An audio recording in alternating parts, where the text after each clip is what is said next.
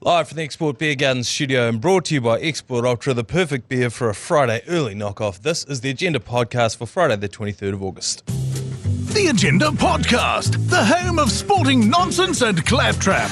Brought to you by Export Ultra. Morning, Matt Heath. Morning, Manaia Stewart.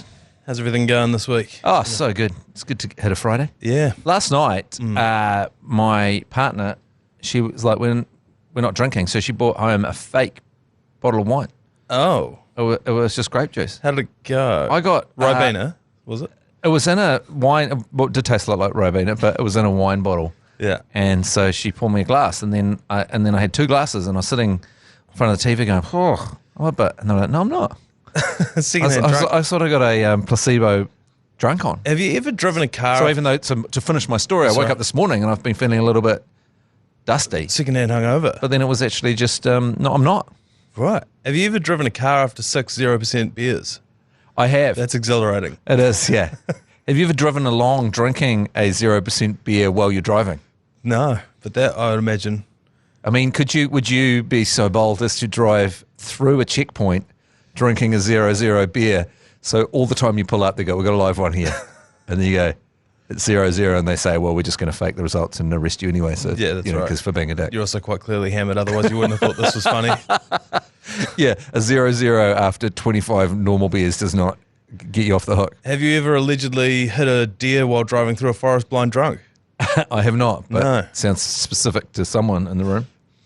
It would, look, it hasn't happened, but if it did, I imagine it would be terrifying because the deer would have just been standing there staring at you and the whole thing would have happened in slow motion. Yeah. But and did the person involved have to put the deer out of its misery? no, the deer allegedly just bounced off the front bumper. And went on with its life. Well, then stood there allegedly for another few seconds before allegedly bounding off back into the forest. My mate Fuck Knuckle, he got really steamed driving up from Invercargill once to see us, and he ploughed through like some sheep had gotten out of the paddock, and he ploughed through 50 sheep. It was like a national scandal. And 50 sheep. Yeah, well, I don't think he killed. It was 50 sheep, but he skittled 50 sheep. I don't know the percentage of sheep he hit. Yeah. But there was 50 sheep on the road, and he ploughed into them. It was just horrific. Like, just thinking about how horrible that cleanup would have been, and when you don't get the name Fuck Knuckle for Well, that's it, isn't it? that's the kind of behaviour you get up to. On the way back home from the lakes in sort of Otamatata area back through to Waimiri, one time we were at the fish and chip shop in Kurau, home of Richie McCaw. Yeah.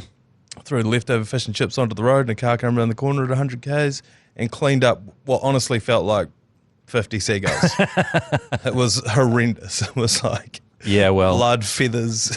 Well, G-Lane threw a topper onto the road and some chips by the 24D just south of the Octagon in Dunedin, and I'll never forget the sound of car hitting seagull. It's quite a thud. Coming down that same road one time, my mother and I, and she hit a duck. Poor duck just couldn't get out of the road quick enough, and we stopped because it was all splattered through the grill, and we stopped at the petrol station, and the attendant was just like, "Give us a look under your hood for a second," and he popped the hood. Sure enough, duck beak coming out from behind the radiator. Just. Are we sure that ducks are good parents? I'm fairly certain they're not. Because a duck will be like, I've got 17 ducklings and I'm just going to cross a main road here. I reckon the duck, I don't think they're active parents. I think they're just doing what they're doing. And if the ducklings come along, then the ducklings come along. Yeah. They're not actively parenting them. I once went to watch the Oxford v Cambridge rowing race on the Thames. Oh, yeah. I was at the old shit in Hammersmith, that pub, and a duck with its ducklings, and one of the ducks was getting sucked towards a drain. And the whole crowd, there must have been 10,000 people. They were just horrified, just toffs. praying that the duck would not get sucked down the hole. Yeah. And that little duckling fought and finally got out of there. Oh, it did? It was one of the most... The whole crowd went up. Yeah. It was this race was going past, and the duckling getting out of the drain was so important that people were cheersing. The vibe for the rest of the day was a beautiful summer's day. Yeah. Just that one duckling put a lot of joy to, as you say, a bunch of toffs. Yeah, who wouldn't have been used to seeing that kind of thing? No. I, in a past life, shore alpacas around the UK, And because no one's making a cent off an alpaca, they're not livestock, they're essentially pets. Yeah, they're right. all owned by toffs. Ah. So you end up going to these, like one of these places I went to is owned by, she was a lawyer, the woman, for, the big 2008 financial meltdown. Oh, yeah. She got a bunch of the banks in the UK bailed out as well. Ah. And so she was billionaire, Yeah. gatehouse, they had to let you in, blah, blah, blah. Her daughter had never seen someone touch their alpacas before.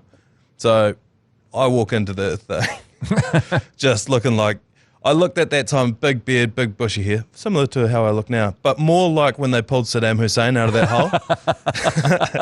And so I show up and then I lifted this alpaca clean off the ground and the girl started screaming because she'd never seen the animals manhandled before. So that meme that's going around now with the alpaca that's been shorn except for its hair on its face, that everyone's cracking up as, that would be nothing to you. You would not laugh at that. I don't even think I've seen it. It's either a llama or an alpaca. Well, the banana ears are the key giveaway. Llama, shorn. I mean, there's a bunch of photos of them. We used to, our calling card was shaving a mullet into the alpaca. Right. So it'll be all entirely shorn except for the head and then down the back of the neck. Now, that would have caused untold skin conditions throughout the life of that alpaca, but I can't find it, but it cracked me up. Yeah, and I tell you, it's a good potty when you got we got two dudes looking up memes for about 5 minutes. Could you get anything worse than two dudes sitting trying to look up pictures of shorn alpaca? Like if you were trying to make like a surreal joke, like you're an unfunny toffee British comedian and go, it's about as interesting as two podcasters sitting on their phones looking up pictures of shorn alpacas. That's right. And if you're listening to this, I've lost a lot of respect for you.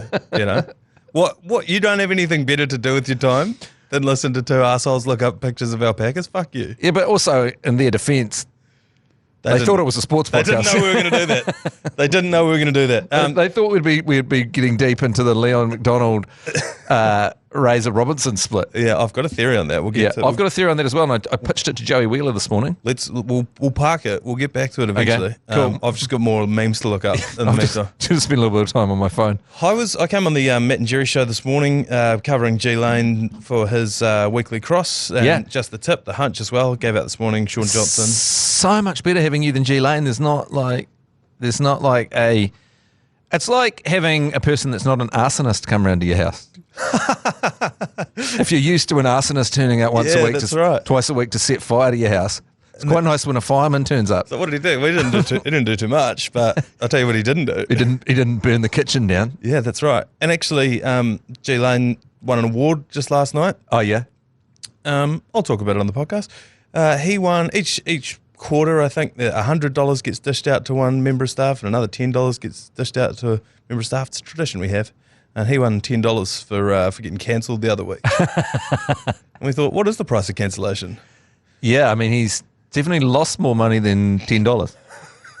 He's probably not square, you reckon? Yeah, I don't think that squares up. But I won $10 on that as well, but I wasn't there. Oh, you've got it right there. Why was it rolled up so tightly? Was it rolled up? Yeah. It's because you're off the beer and you got to... It's a great question. But anyway... what did you win yours for? Shameless self-promotion across the whole company of my book, A Life Less Punishing. Perfect Father's Day gift, by the way. So there I go again. Do I have to give you another $10 now? It was like managing, because when my book came out, my publisher was like, will you promote it? I'll go, I'll just walk around every breakfast show and... They're all within arm's reach. Anyway. Yeah, and I'll walk in on Fletch, Vaughan and Haley, promote it there, or blast John and Ben. John and Ben can't. I've got a swipey to that area. They can't stop me getting into their show and promoting my book. So I just went everywhere. So I got $10 for that. Did you manage to get onto Hosking? I didn't actually, and Hosking slagged it off. He said, because my publishers sent him a copy, and they got me to sign it, and he was angry that you'd signed it. I was thought that he was an influencer. Oh, because he saw the list of people that had got it. I would say that, and then he was like, screw that. I'm not going to read it if Matt's not going to give me a version. I don't know. It was a tongue in cheek, because he's always doing those tongue in cheek slag offs. But I was like, he's mentioning it. That's right. Yeah. So I mean, he's mentioning it to the biggest audience. So I probably shifted a few units on him having a little bit. But he's been very nice about other stuff in the past. So he just sort of had a bit of a Shot a few across my bow. Ironic that he thinks he's not an influencer because he also thinks he has the most influence out of any broadcaster. So it's sort of a swings and roundabouts. Analog influencer. Hey? Analog influencer, yeah. Yeah, like the idea that because you're influencing on social media, I mean, we're all influencers. Everyone's an influencer. I'm constantly influencing my kids with my bullshit takes while we're watching the news. The amount of influence I have over my cat, That's a huge cat influencer. Whether it eats or how many cat influence, how many followers you got? One. Just the one cat. Yeah. It only follows me. No, I mentioned coming on your show about 5 minutes ago because I wanted to say that you've brought to my attention a curse that I didn't know I had incurred. Well, to be fair, I'm not sure that it is a curse or not, but it's sort of a protocol issue, and I think I might have made up protocol that doesn't exist because when we met Michaela Blyde in her medal, yes, you put it around your neck. Yeah. And I thought, and I'm not sure, people might be able to tell us on the talkback function on the iHeartradio app with the yours, please, whether it is some kind of protocol that you have to have won the medal to put it around your neck. Yeah. I always thought it was that. Right. So I held it up in this kind of weird way in the pictures where I look actually quite a lot like Hugh Grant in the picture, which I was quite happy with. Not many people would be happy with looking like Hugh Grant, but I am. I'd be gutted. That's what I need. But I'm holding up in a weird way, but you put it around your neck. And I just think if anything happens this weekend, sporting-wise, it doesn't go our way, I think that could be the start of a new curse. So the Warriors lose tonight. Yeah. So whatever happens this weekend that's bad. It could be the curse of the gold medal. It could be. Was that only this week? Was that Tuesday? Yeah, that was Tuesday, yeah. Seems like a long time ago. So, so really... In my defence, couple of points. First is, she told me to put it around my neck. Okay. Her second point was, and I said this morning, if the rule is you're only allowed to put it on if you won it. Yeah. She said, we all won it. New Zealand won it. This is New Zealand's medal, so you're within your rights. And tertiary piece of evidence, Your Honour, the strap was so worn out and dirty, like it had been worn by a lot of people constantly. Yeah. Right. Okay. Well, we'll take that into account potentially, depending on how the results go this weekend. But I've got to say, if I won the medal as well as she did, because we all won it. Yeah, we did. Why is she in such good shape and I'm such a piece of shit? That's a good point. Why don't I get the physical gains as well? Yeah. How come I'm running the sloppy rig if I'm an Olympic athlete? Yeah. Riddle me that, Michaela. Yeah, work that one out. Ed Hillary, by the way, last night absolutely smashed Jonah in the greatest New Zealander. Oh, really? Yeah, obliterated him. Wow, I didn't expect that. Over 1,000 votes on Instagram as well, and 79% in favour of Sir Ed. Wonder why that is. I guess Sir Ed did a lot of charity work as he grew older and did a lot of stuff putting airports into Nepal. So he had that second part, whereas tragically Jonah had that later part of his life stolen from him by ill health. That exact point was raised in the comments on Instagram, to which someone replied and said, yeah, but I never saw Ed Hillary run over Mike Catt. So, swings and roundabouts, really. So, I sort of looking back at that tackle by Mike Catt, and he's sort of going backwards. It's so pathetic. I mean, he went on to have a fantastic career, Mike Catt. Overall, he probably made a lot more money. He was in the team for a lot longer, the English team. Obviously, I mean, no one's excited about him as they are Jonah Lomu. But if you talk about longevity of career, then Mike Catt is a English rugby legend. But so I think I might have packed up and gone home after that, like packed my boots up after that, because he's sort of going backwards. He puts his hands up and he'd resigned himself. Yeah, he'd resigned himself to getting run over by Jonah Lomu. Yeah, it was kind of like, this is going to happen, so just go with it, you know. What can I do? Am I going to rally against it? What am I going to do, sit Jonah on his ass? No. I'm going to get steamrolled. And, you know, I don't think I would have heard of Mike Catt or wouldn't have remembered him if he hadn't. Well, I've got two stories about both of those people's downstairs, as if you've got time to hear them. Always. One, Jerry Wells went to the same gym as Jonah Lomu for a while, and really? it was an elite gym, only for the most elite people. And so your clothes are there and washed and dried, and all the people that work in this gym, you have to be invited to go to this gym, and it's gentlemen only, and all the people, the trainers there are like in their 80s, and they kind of wear suits and stuff, and your clothes are waiting for you there in your locker. Yeah, it's only by invite over. I presume sex is a large part of this arrangement. It has got an eyes wide shut kind of vibe about it. But Jonah Lomu was a member, and all the business roundtable and all these kind of elite people. So, you know, of course, they invite Jonah Lomu. Do you want to go to this Flash gym? He's like, of course I do. And so these Flash people also want like actual people that are Flash. And then did they take his kidney out of him? Is that what happened? Yeah, I think there was some kind of kidney ritual that did him in. But So Jerry got extensive look at what Jonah Lomu was running. Yeah. And he said, impressive. Oh, see, I always sort of feel like God balances the balance sheet. Yeah. But evidently not. Some people just have it all. And secondly, second story around Sir Edmund Hillary's downstairs. Yes. Mark Sainsbury. Yes. And Tom Scott, they went back for a special like an anniversary trip to Mount Everest, and they were writing a story about it, and Sir Edmund Hillary was there. But Sir Edmund Hillary, old at the time, got a terrible case of altitude sickness. Oh. And he was unconscious, and then he sort of came around, but he needed to wee, and he couldn't get out of his bed, and it was complicated.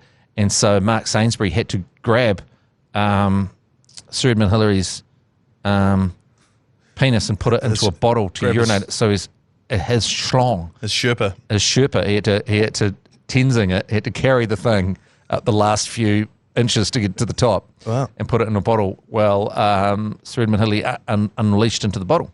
Wow. Also, apparently, an impressive operation. Gave a good account of himself. Yeah, he did. Yeah. 6'6" apparently. Sir Ed. And Sir Ed made a joke. He goes, "I bet you didn't think you'd be holding on to the guy who climbed Mount Everest's dick this morning when you got up, did you?" Yeah. So-and-so.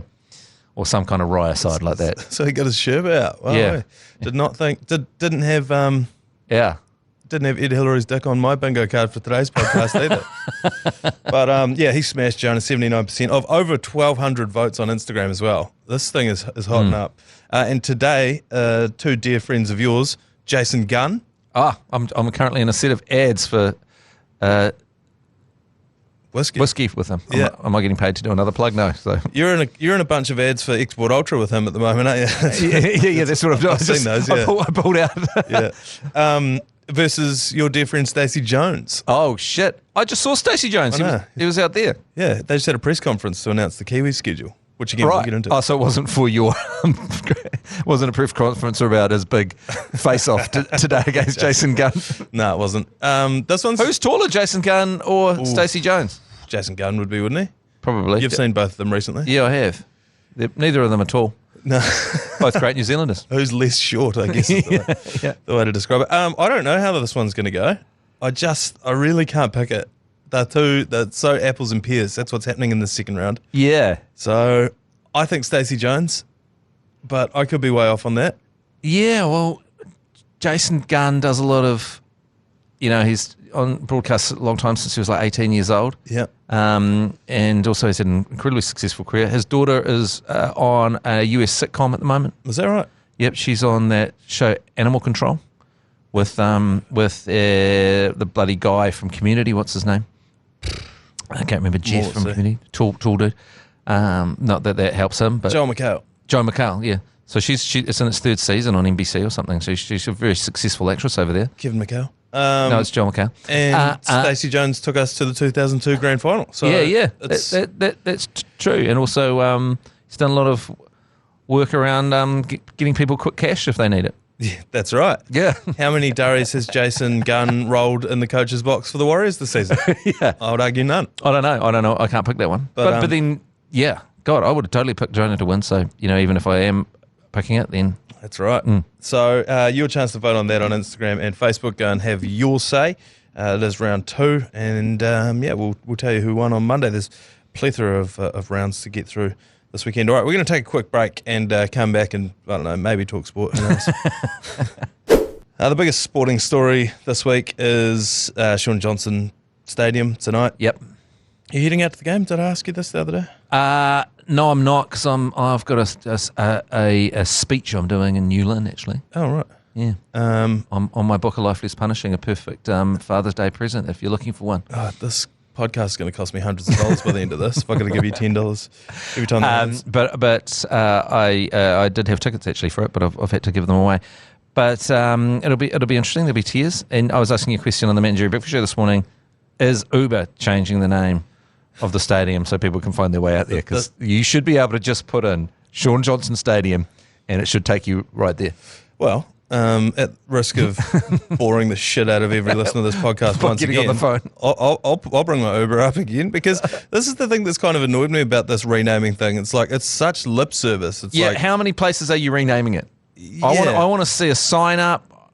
I want to see I want to see some, not that necessarily stadiums necessarily have the name on them. On them. And also, like I was saying yesterday on the Mad Monday podcast, the only cool part about it would be if you had a ticket stub with Shaun Johnson. Yeah. No one gets tickets. But you've got to walk through the gates and it's got to say Shaun Johnson Stadium. Uber's got to have changed the name to Shaun Johnson Stadium. It hasn't. Yeah. You can get an Uber to Shane Johnson Pharmacy in Victoria, Australia. That is going to be fucking rammed, that pharmacy tonight.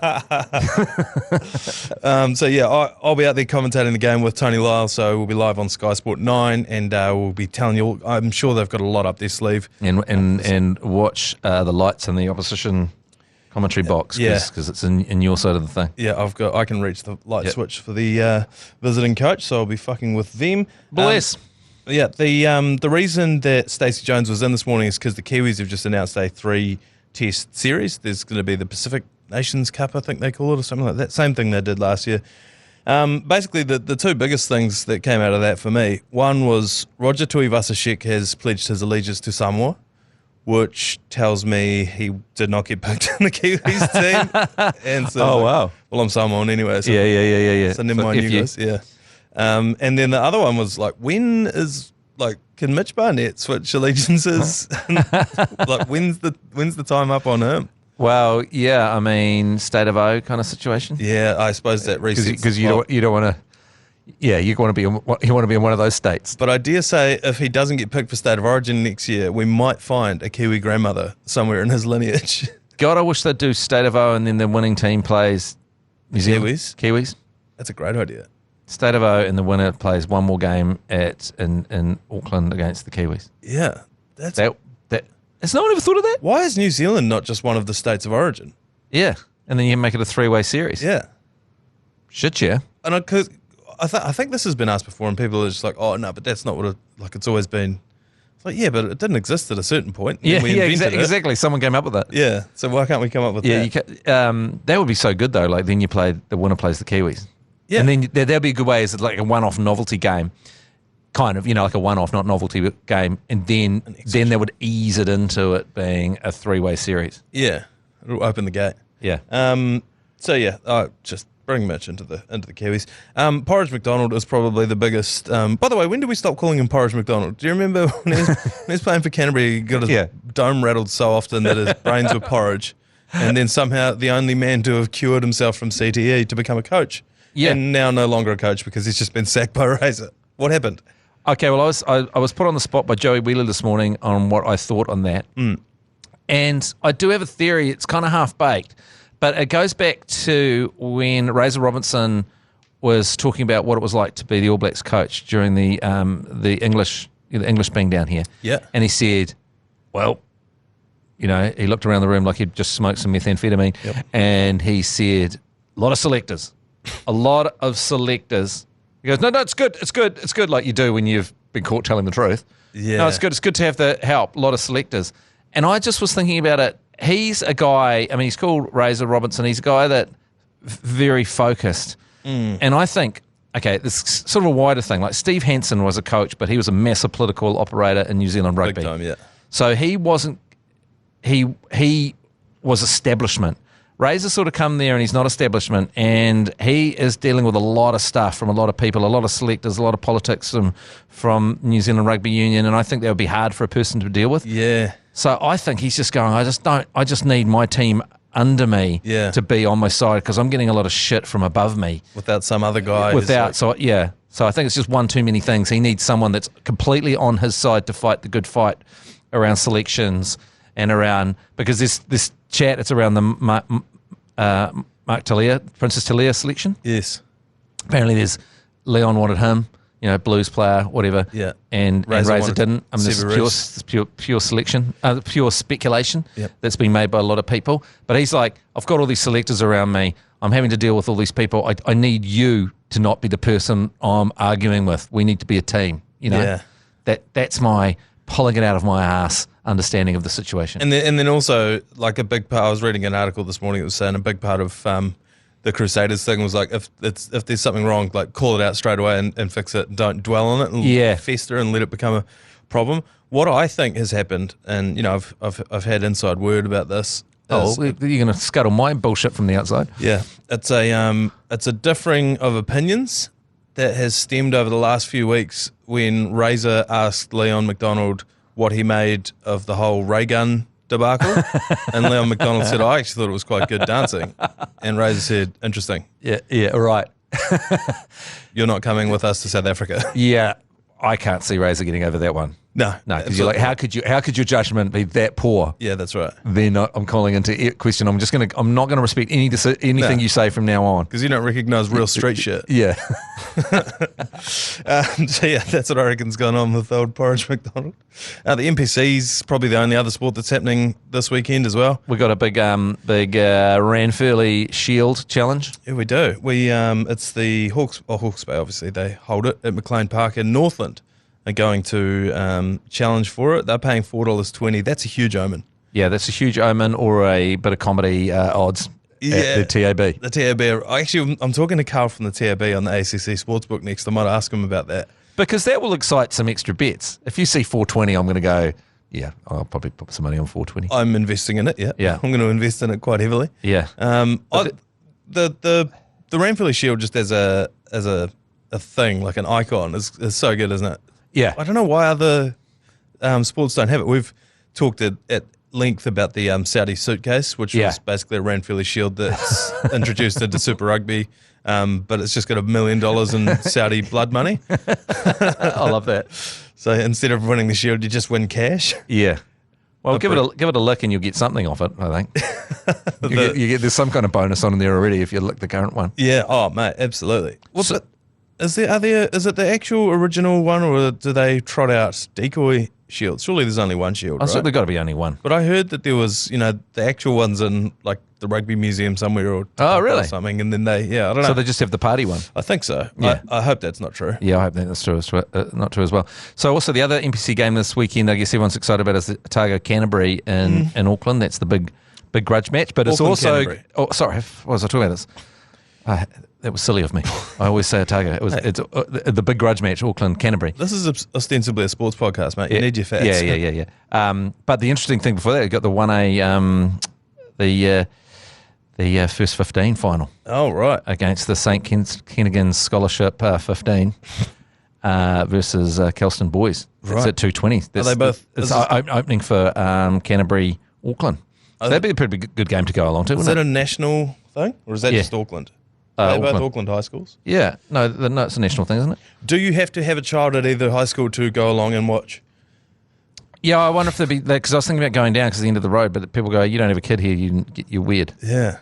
But I think it'd be pretty good to watch some first 15. Yeah. Maybe. I don't know. I don't think I've watched one since I left school. Right.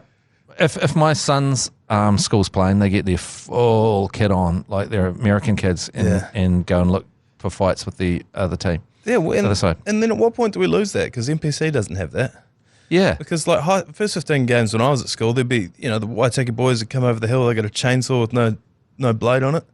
Revving the shit out of that, chasing each other around, Yeah, it gets pretty full on in my neighbourhood if my kids' school are playing Auckland Grammar. Yeah. There's kids, there's hundreds of kids in full kit. Yeah. Like full work, scarves, hats. Gangs in New York. Carrying flags, yeah. Gangs of New Lynn. And then they wouldn't even name a single All Black.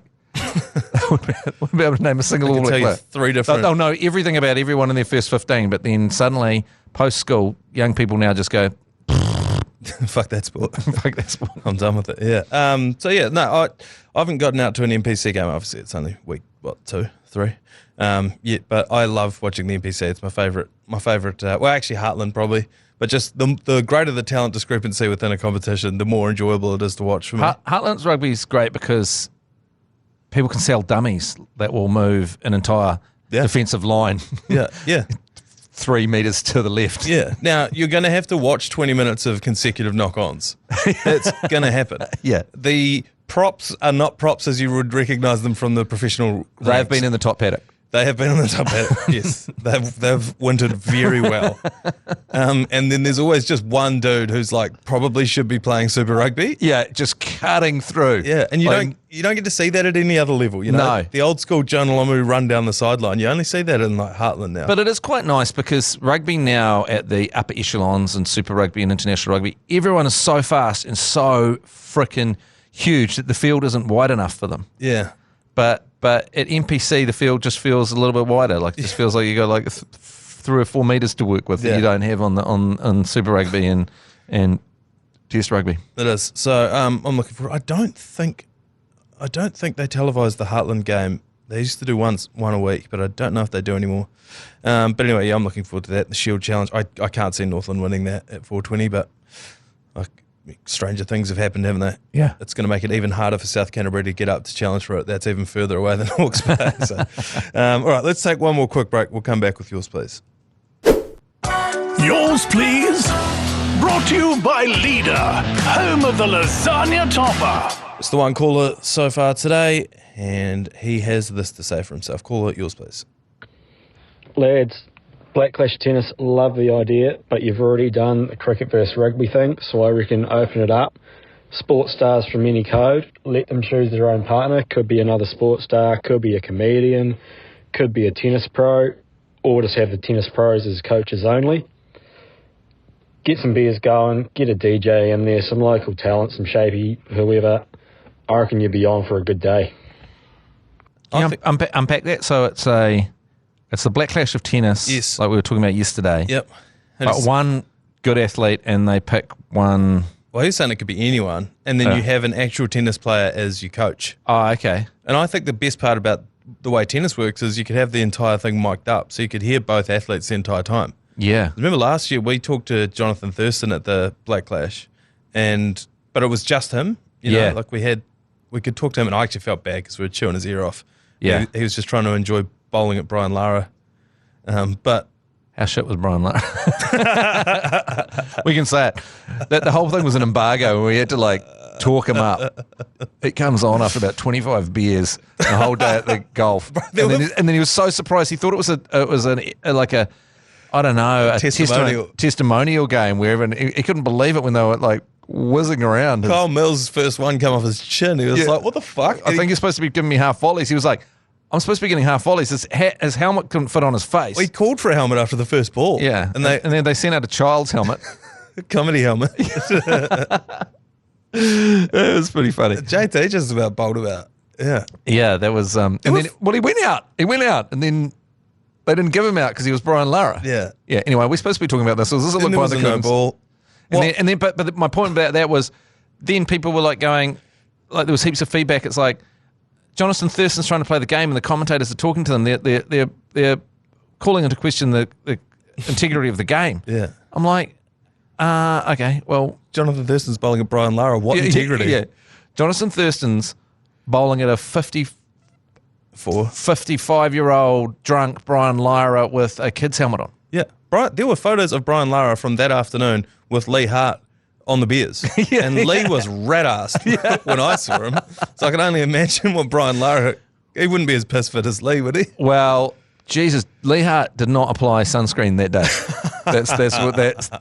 That's what I remember from the shots we saw of him. Yeah, the SPF on Snackachangi chips is very low. Speaking of which, how different is the Razor we see today in press conferences compared to the one we saw at the Black Clash on a Segway? Racing around the sideline after about 4,000 beers falling off constantly. Breakdowns. Yeah, get a few more beers into him. Yeah. He wouldn't have sacked Leon MacDonald. But yeah, I think the Black Clash of tennis is a great idea. Yeah, it's great. I played some tennis against Jeremy Wells at the ASB Stadium. I imagine Jeremy to be very good at tennis. He is. He's that kind of upper echelon guy that had a private tennis court. Well, he's got a tennis court he grew up at a house with a tennis court. Yeah, right. And a basketball court and a cricket net. And housing crisis. Yeah, it was...